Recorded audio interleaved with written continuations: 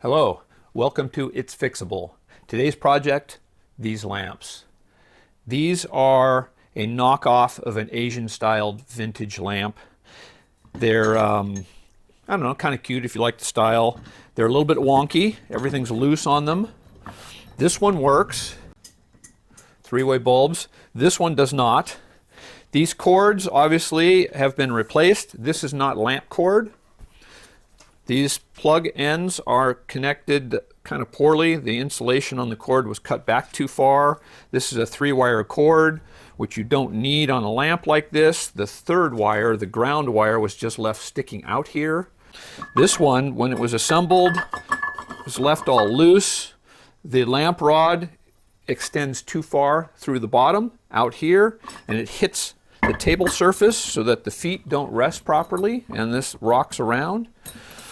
This one, the rosette up under here is improperly installed. It's upside down, and there's a bunch of space of threads showing on the rod between the harp on the lamp and the socket. The harp is bent on this, so I'm going to rewire these lamps, get them both working, straighten everything up, and yeah, that's going to be my project today. Well, the first thing I need to do is disassemble the lamp, and I'm just going to cut the end off of this cord. Let's see, get all this out of the way.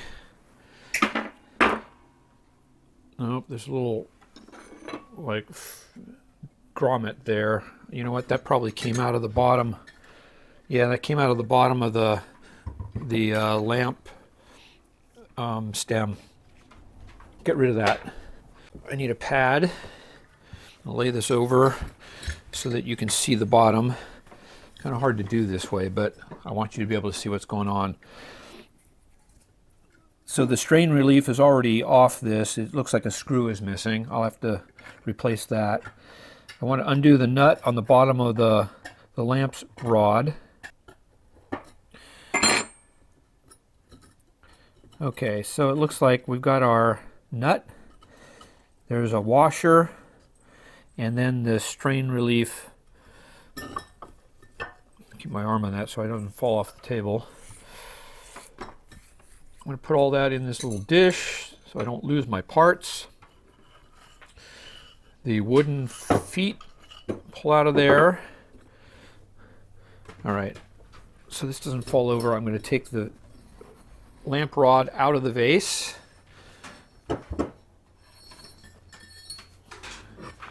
We'll just set that right there. And then we can remove our lamp rod. Now you can see there's some different components on this lamp rod. So you see the rubber grommet that goes to on the top of the vase, a washer, there's a nut, a little decorative sleeve, and then this rosette. This rosette should be down the other way and cover this whole thing here, this nut and washer and sleeve on top of the vase, and hide all of that. So we'll have to put this back together correctly after we replace the cord. So let me take all this off. Now I need to take my socket apart, which simply pulls out.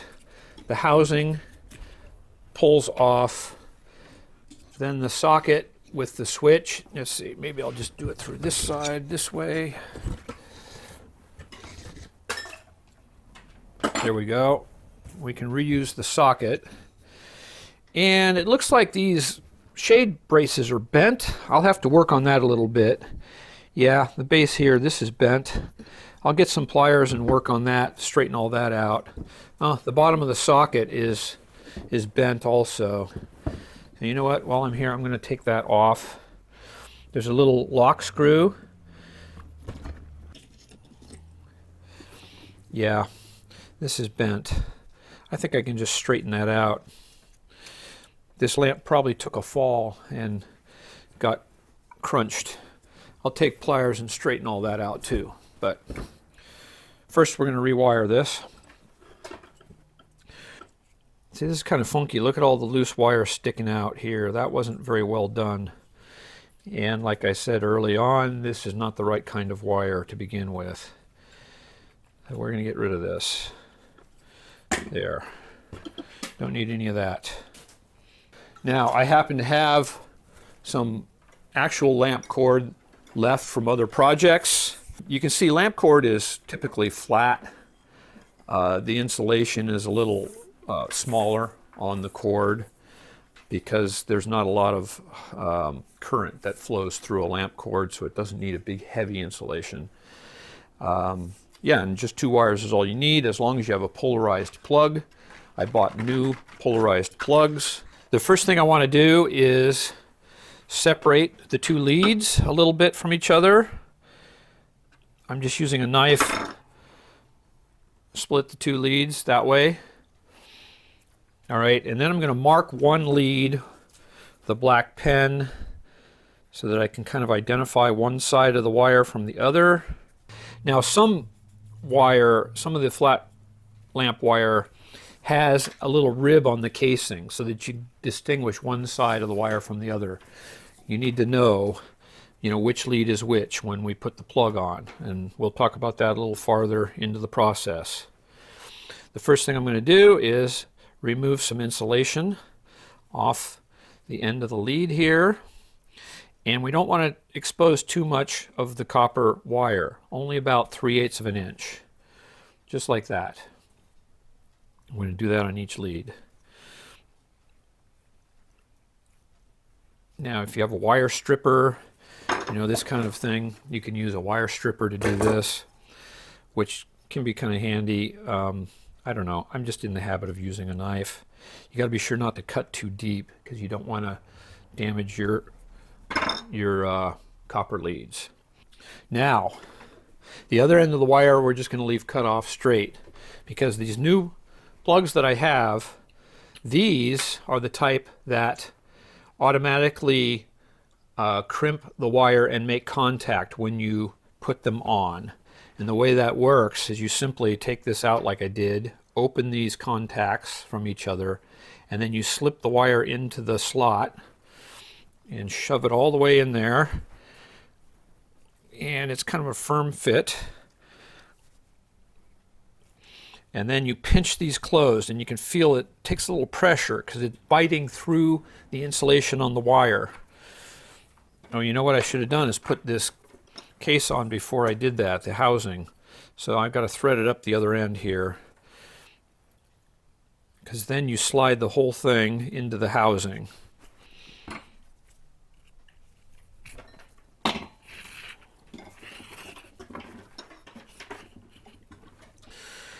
And the housing sort of keeps those clamped closed. Just like that. It's that simple.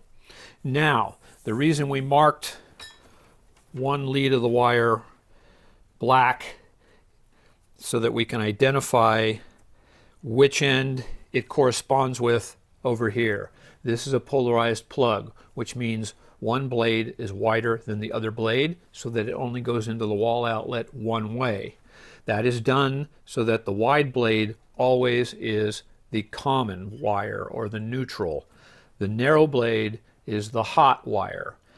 We've got to wire this properly. The hot wire goes to the switching circuit, which is the gold screw on the socket. To determine the continuity, I'm going to use my little tester here, and we're simply going to check for continuity between one prong. I'm just going to hold my fingers and pinch this together, one prong of the plug to the cord, and you see the needle jump there? Does that show up on the camera? The needle jumps, that shows I have continuity. If I do the other wire like that, no needle movement. So this wide prong is the unmarked wire. The one I marked black goes to the narrow prong. Yes. So the black side is going to be my hot. The black side is going to go to the switch. Now, it's simply a matter of reassembling everything. Before I do that, I'm going to take a few minutes and straighten out these bent components. And you don't need to see all that. I straightened out the base of the socket. Oh, first thing I got to do is thread that on to the harp. There's a little stem here in the bottom of the harp. Does that show up? A little stem, and this threads onto it. Now there's a lock screw on here also. Then that little lock screw right there gets tightened down so that this won't easily just twist off. With a lamp, everything has to be solid. You don't want anything loose or wiggly or get twisted, because that'll twist the wires, put strain on the wires, and it can pull free from the switch, it can short. So we don't want anything like that happening. Now this threads up into this little sleeve on the bottom of the shade, and that's tight that way. The sleeve slides up tight.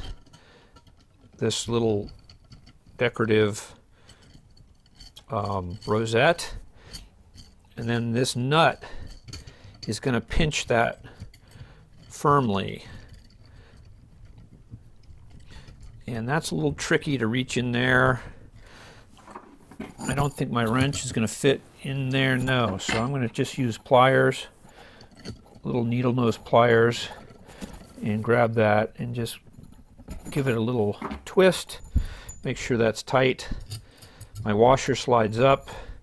This other rubber grommet goes tight against there, and that should provide a nice seat against the ceramic vase right here. Let's see, get my hands going the right way here so I can see everything.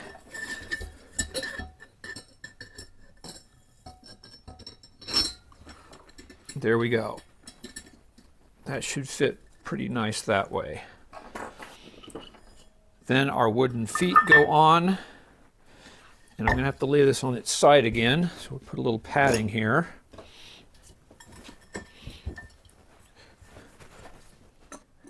Little grommet. This little grommet goes in and sort of provides protection against the edge of the lamp rod. Okay, strain relief, washer, and then the nut.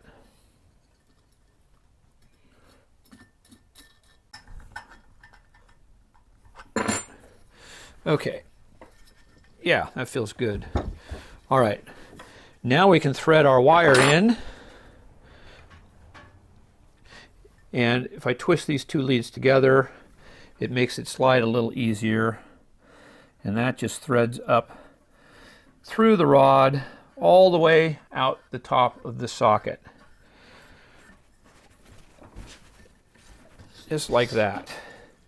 And it's going to end up getting clamped underneath this strain relief this way.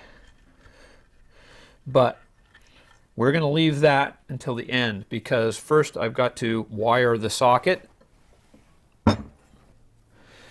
Now, as we identified earlier, the side that I marked with the black pen is the side that's going to go to the gold screw. The gold screw is the one that is broken by the switch contact here, right? That's our hot, or our incoming power side. And all we do is we stick the wire, a little hard to do here for the camera. I normally would have this all sitting on the bench, but we stick the wire underneath the screw, wrap it around slightly, and we're doing this in a clockwise rotation because that's the direction the screw turns. And when you tighten the screw, it won't push the wire out from underneath it if you put it in a clockwise rotation. Just like that, nice and firm. And then the other contact, or I should say the other lead, goes to the silver screw, which is the common wire. And we'd be sure to wrap that underneath the screw nicely in a clockwise rotation.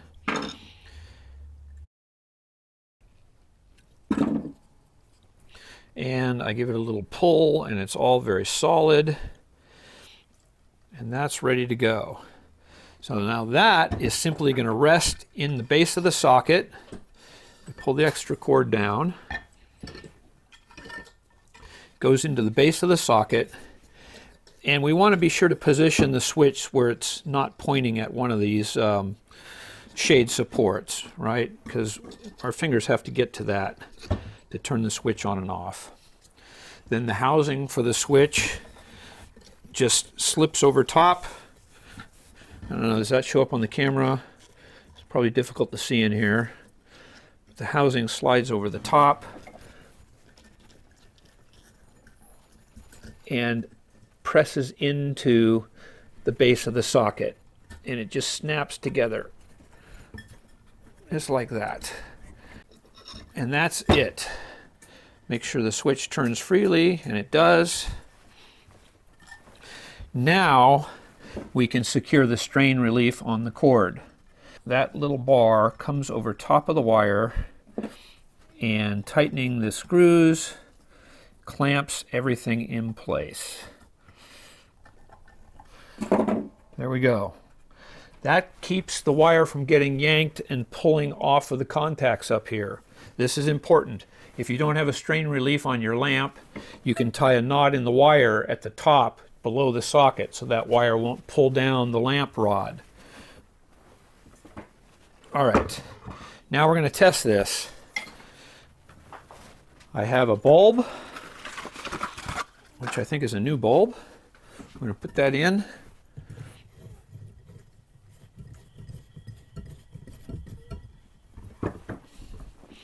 Plug this in.